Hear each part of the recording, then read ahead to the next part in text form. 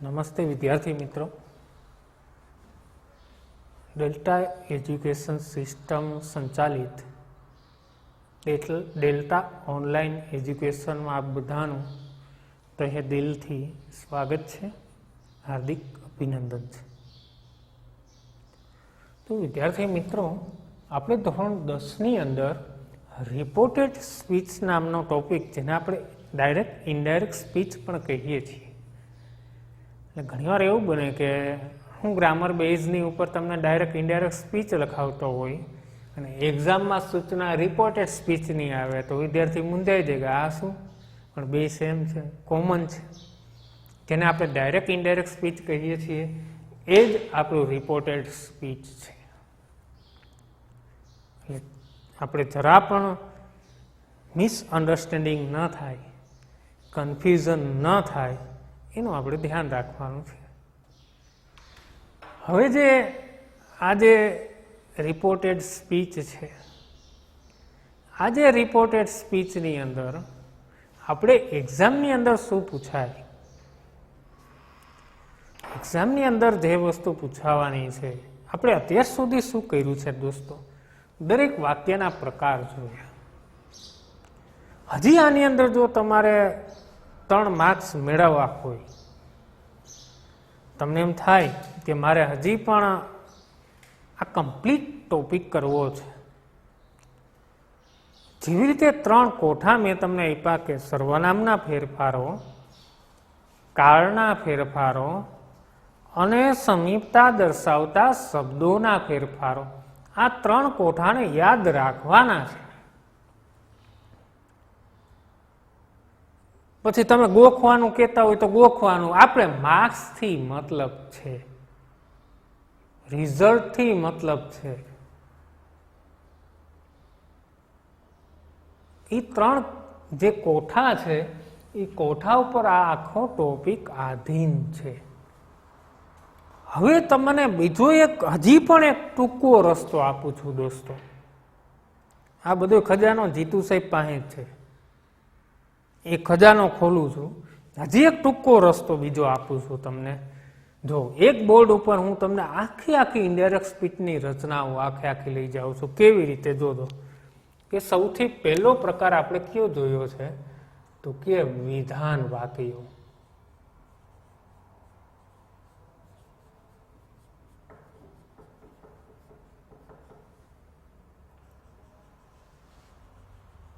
આ વિધાન વાક્ય આપણે ટોટલ આમ મુખ્ય 5 પ્રકાર અને પેટા પ્રકાર સહિત 8 પ્રકારના વાક્યોના જે રિપોર્ટિંગ વર્બ આવે છે અને એમની જોડે જે સંયોજકો વપરાય છે, દરેક વાક્ય પ્રકારના 2 મુદ્દા યાદ રાખવાના છે: વાક્યનું રિપોર્ટિંગ વર્બ અને એનું સંયોજક.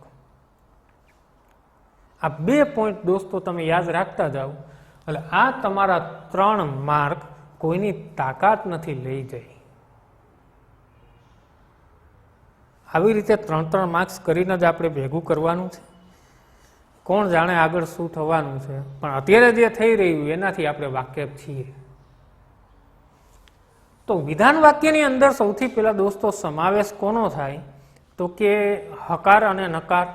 આ 2 પ્રકારના વાક્યોને વિધાન વાક્યો કહેવામાં આવે છે, એ પણ આપણે જાણીએ છીએ. તો વિધાન વાક્ય માટે જે અગત્યનો પોઈન્ટ બને છે કે વિધાન વાક્યમાં રિપોર્ટિંગ વર્બ તરીકે ટોલ્ડ અને રિપ્લાઇડ, આ 2 મુદ્દા આપણે યાદ રાખવાના છે.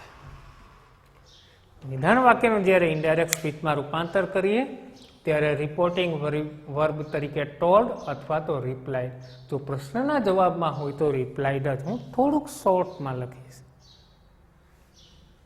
અને દરેક વિધાન વાક્યનું સંયોજક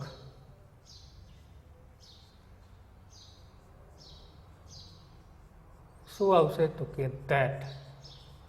આ 2 પોઈન્ટ આપણે યાદ રાખવાના છે કે રિપોર્ટિંગ વર્બ તરીકે ટોલ્ડ કે રિપ્લાઇડ અને વિધાન વાક્યનું સંયોજક શું આવે છે, તો કે ધેટ. ત્યાર પછીનો પ્રકાર આપણે જોયો તો પ્રશ્નાર્થ વાક્ય.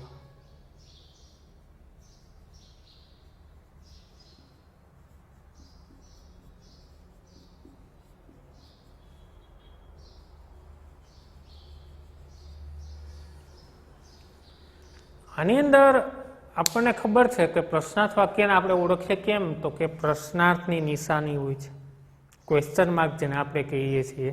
આ ક્વેશ્ચન માર્ક આપેલો હોય છે. આ ક્વેશ્ચન માર્ક ઉપરથી આપણને ખબર પડી જાય કે આની અંદર પ્રશ્નાર્થની નિશાની આપેલી છે. હવે જ્યારે પ્રશ્નાર્થ વાક્યની વાત કરીએ તો આ પ્રશ્નાર્થ વાક્યનું જ્યારે ઇનડાયરેક્ટ સ્પીચમાં રૂપાંતર થાય ત્યારે રિપોર્ટિંગ વર્બ તરીકે આસ્ક્ડ વપરાય. આ એક મુદ્દો કે જ્યારે પ્રશ્નાર્થની અંદર પણ બે પ્રકારો છે. WH યાની એની અંદર WH વાળા બધા હું, whom, what, where, how many, how much, how far, how deep, આ બધા. નોન WH ની અંદર જેટલા સહાયકારક ક્રિયાપદથી વાક્યો આવે છે, ઇમિઝારથી હોય, વોઝવરથી હોય, સહાયકારક ક્રિયાપદથી હોય, can, may, might, should, would, must, could, આ બધાથી હોય, હેવ, હેઝ કે હેડથી હોય, સેલ કે વિલથી હોય. આ બધા નોન WH છે. પણ બંને પ્રકારમાં રિપોર્ટિંગ વર્બ સેમ છે. શું આવશે? આસ્ક. એના સંયોજકમાં ફેરફાર પડે છે. તો એ મુદ્દો શું જણાવે છે આપણને? WH પ્રકારનું સંયોજક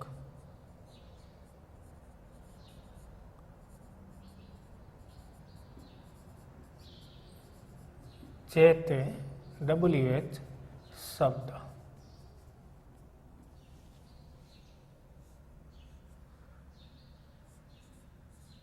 નોન WH પ્રકારનું સંયોજક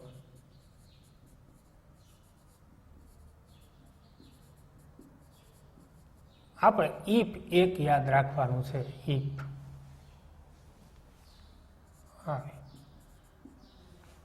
બીજું આપણે અત્યારે કાંઈ યાદ રાખવાનું થતું નથી. ઇફ એક આપણે યાદ રાખીએ. ઇફ અને વેધર બે શબ્દો આની અંદર વપરાય છે, પણ અત્યારે આપણે ઇફનો જ પ્રયોગ યાદ રાખવાનો છે. ખાલી આટલું યાદ રાખવાનું. રેડી? તો બંનેની અંદર અલગ અલગ જે સંભાવનાઓ છે એ આપણે જોઈ. હવે જે WH પ્રકારનું સંયોજક છે એની અંદર એનું સંયોજક છે એ જે તે જે શબ્દ છે, ધારો કે હોઠથી વાક્ય છે અને એનો ઇનડાયરેક્ટ સ્પીચમાં ફેરફાર કરવો છે, તો એમાં સંયોજક તરીકે WH નું છે હોટ, એટલે એ જ રહેશે સંયોજક. એટલે એમાં કંઈ યાદ રાખવા જેવું જ નથી. ખાલી WH શબ્દ છે એ તો એના જ સંયોજક. પણ નોન WH હોય ત્યારે આપણે શું યાદ રાખવું પડે છે? તો કે ઇફ આવશે, અથવા વેધર પણ વપરાય, પણ આપણે ઇફ યાદ રાખ્યું છે. આગળ વધીએ. ત્રીજો પ્રકાર આપણે જોયો આજ્ઞાર્થ વાક્ય.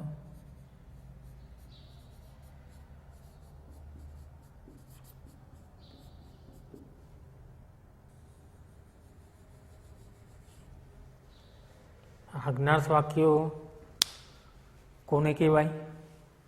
તો કે આજ્ઞાર્થ વાક્યની શરૂઆત ક્રિયાપદથી થાય છે. જેમ કે open the door, give me a pen, give me a glass of water.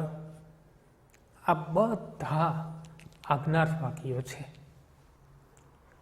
તો જ્યારે આજ્ઞાર્થ વાક્યનું ઇનડાયરેક્ટ સ્પીચમાં રૂપાંતર કરીએ, હવે એની અંદર આપણે રિપોર્ટિંગ વર્બ માટે એક ચાર્ટ આપણે યાદ રાખ્યો હતો. આપણને ખ્યાલ જ છે એ જે ચાર્ટ આવું આપણે ભણ્યા હતા કે requested, ઓર્ડરેડ, commanded, suggested, threatened, instructed, noticed. આ જે ચાર્ટ છે આ આપણે અભ્યાસ કરેલો હતો. વિનંતી દર્શક વાક્ય હોય તો રિક્વેસ્ટેડ આવે, હુકમ હોય તો ઓર્ડર, આદેશ હોય કોઈ લશ્કરી હોય એના માટે કમાન્ડેડ, સૂચન માટે સજેસ્ટેડ, ધમકી હોય તો થ્રેટન, સૂચના કાંઈ હોય તો નોટિસ ને ઇન્સ્ટ્રક્ટેડ ને આ બધું આપણે અભ્યાસ કર્યો. આ ચાર્ટ પણ એક તમારે લગાવી દેવાય, આજ્ઞાર્થ વાક્યનું રિપોર્ટિંગ વાળું એમ કરી અને ચાર્ટ લખી અને લગાવી દેવાય કે તમે નજર જ્યાં વારે વારે પડતી હોય ત્યાં. તો આની અંદર હું બહુ શોર્ટની અંદર લખું છું. રિપોર્ટિંગ વર્બ વાક્યના ભાવાર્થ મુજબ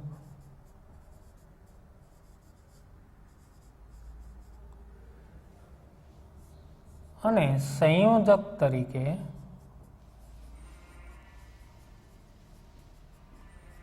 ટુ અથવા નોટ ટુ. આ આપણને ખ્યાલ હોવો જોઈએ, એટલે આપણને આઈડિયા આવી જશે એના ઉપરથી. જે વાક્યના ભાવાર્થ વપરાય છે એ વાક્યના ભાવાર્થ ઉપરથી આપણને ખબર પડી જાય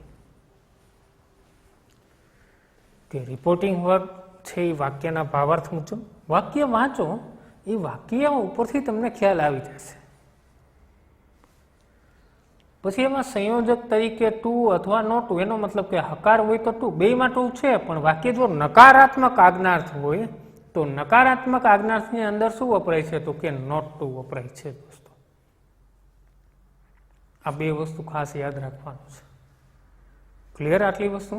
હવે જે આપણે વાત કરવાની છે આજ્ઞાર્થના પેટા પ્રકારો છે. આ જે પેટા પ્રકારો છે એમાં બે પ્રકારના પેટા પ્રકારો આવે છે, એક સૂચન કે દરખાસ્ત અને રજા કે પરવાનગી માંગતા વાક્યો, જે મેં તમને બહુ વ્યવસ્થિત સમજાવેલું છે આગળના ભાગોની અંદર. તો સૌથી પહેલા આપણે રજા કે પરવાનગી માંગતા વાક્યોની વાત કરીએ.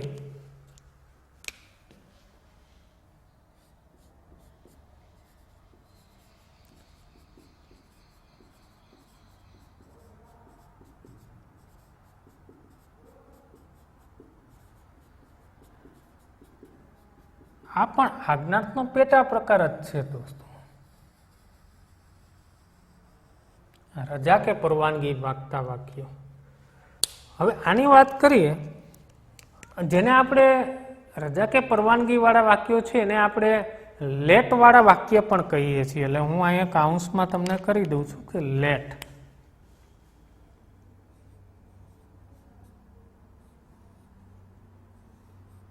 લેટ વાળા વાક્ય પણ આપણે એને કહીએ છીએ.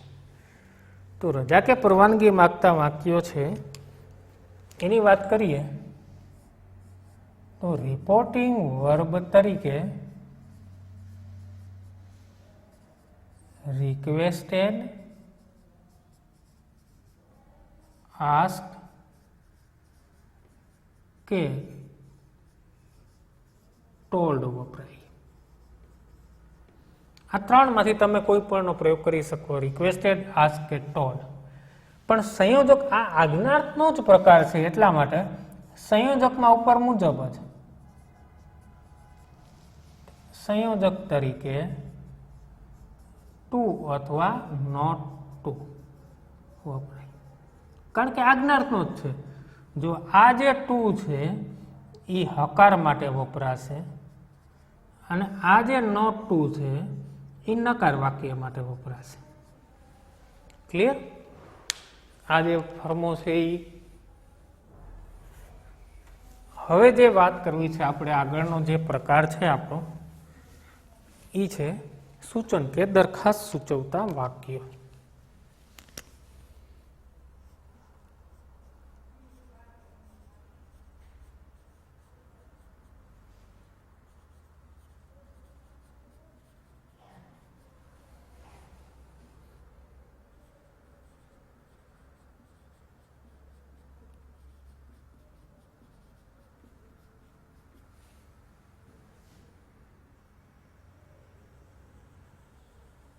સૂચન કે દરખાસ્ત સૂચવતા વાક્યો. આ પણ આજ્ઞાસનો જ આમ જોઈએ તો પ્રકાર છે, જેને આપણે શું કહીએ છીએ તો કે લેટ્સ વાળા વાક્યો. લેટ્સ વાળા વાક્ય આપણે કહીએ છીએ. લેટ અને લેટ્સ આ બે માંથી એક પ્રકાર ઘણીવાર પૂછાય છે એક્ઝામની અંદર. લગભગ દર એકાદા 2 વર્ષની અંદર આનો સમાવેશ થાય છે. આ જે વાક્ય પ્રકાર છે એની અંદર આપણે વાત કરીએ તો રિપોર્ટિંગ વર્બ તરીકે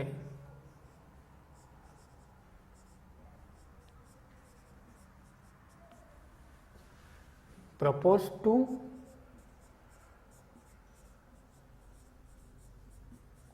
અથવા સજેસ્ટેડ ટુ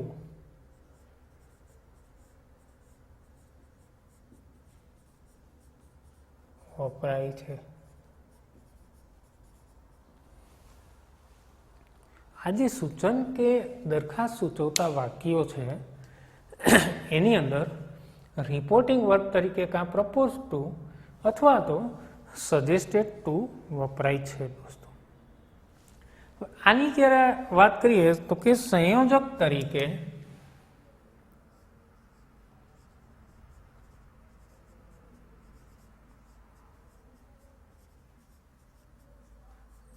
ધેટ વપરાય છે.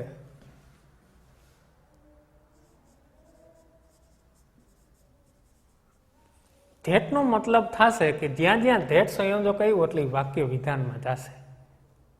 એક પ્રશ્નાર્થમાં વાક્ય વિધાન બની જાય, આ પણ યાદ રાખવાનો મુદ્દો છે. ત્યાર પછીનો જે પ્રકાર આપણો છે એ ઉદ્ગાર વાક્ય છે.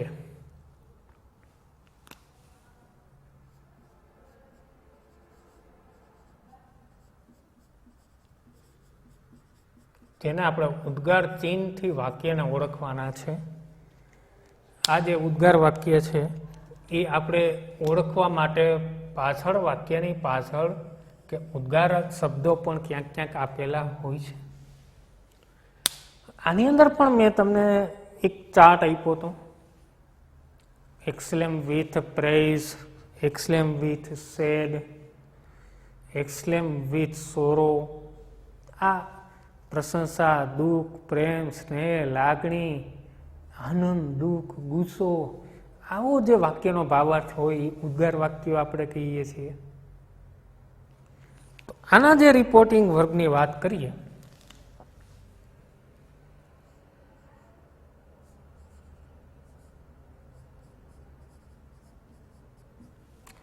તો કે રિપોર્ટિંગ વર્બ તરીકે એક્સક્લેમ્ડ વિથ વાક્યનો ભાવાર્થ. પછી જે ભાવાર્થ હોય, ધારો કે પ્રેમનો ભાવાર્થ હોય વાક્યમાં તો એક્સલેમ વિથ લવ. પ્રશંસાનો ભાવાર્થ હોય તો એક્સલેમ વિથ પ્રેઝ. ક્લિયર?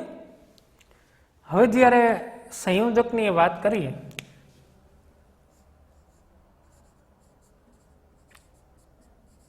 તો સંયોજક તરીકે ધેટ વપરાય છે.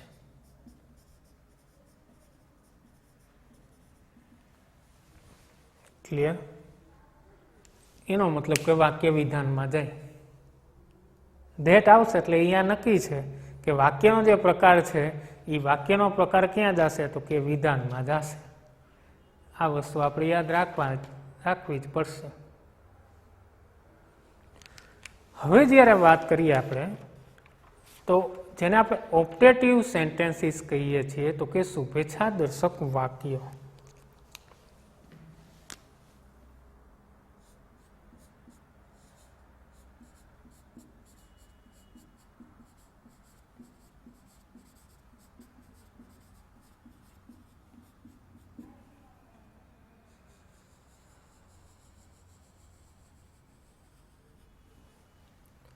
શુભેચ્છા દર્શક વાક્યો. આની અંદર આપણે બે વસ્તુ ધ્યાનમાં રાખવાની છે. શુભેચ્છા અને અભિનંદનનો ભાવ દર્શાવતા વાક્યનું રિપોર્ટિંગ વર્બ વિશ્ડ શુભેચ્છા કે અભિનંદનનો ભાવ દર્શાવતા વાક્યોનું રિપોર્ટિંગ વર્બ વિશ્ડ. ત્યાર પછી આમાંનામાં ઓપ્ટેટિવમાં બીજો પ્રકાર છે કે પ્રાર્થના,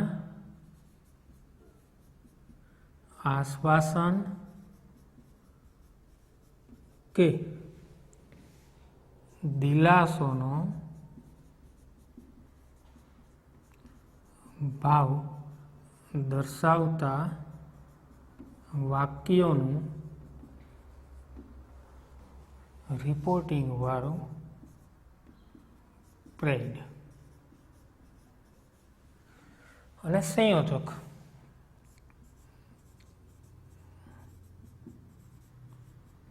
બેમાં ધેટ આ કોમન છે. ક્લિયર? તો વિદ્યાર્થી મિત્રો, આજે બોર્ડની અંદર આપણે કેટલા પ્રકાર વિધાન, પ્રશ્નાર્થ, આજ્ઞાત, રજા પરવાનગી, સૂચન કે દરખાસ્ત, ઉદ્ગાર ને ઓપ્ટેટિવ 1, 2, 3, 4, 5, 6 ને 7 પ્રકારો. આપણે શું યાદ રાખવાનું છે તો કે રિપોર્ટિંગ વર્બ અને સંયોજકો, બીજું કશું યાદ રાખવાનું નથી. તમને જે આ બોક્સ બનાવી દઉં છું એ આપણા માટે અગત્યનું છે.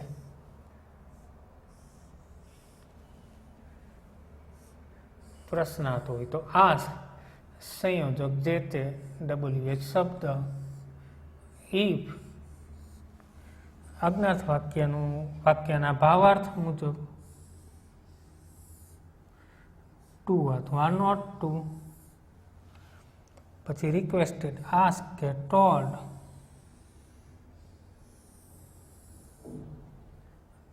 ટુ અથવા નોટ ટુ,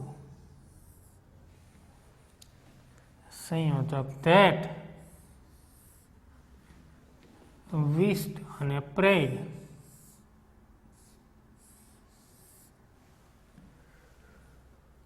ઉદ્ગારમાં પણ સંયોજક ધેટ, એક્સક્લેમ વિથ કરી અને વાક્યનો ભાવાર્થ.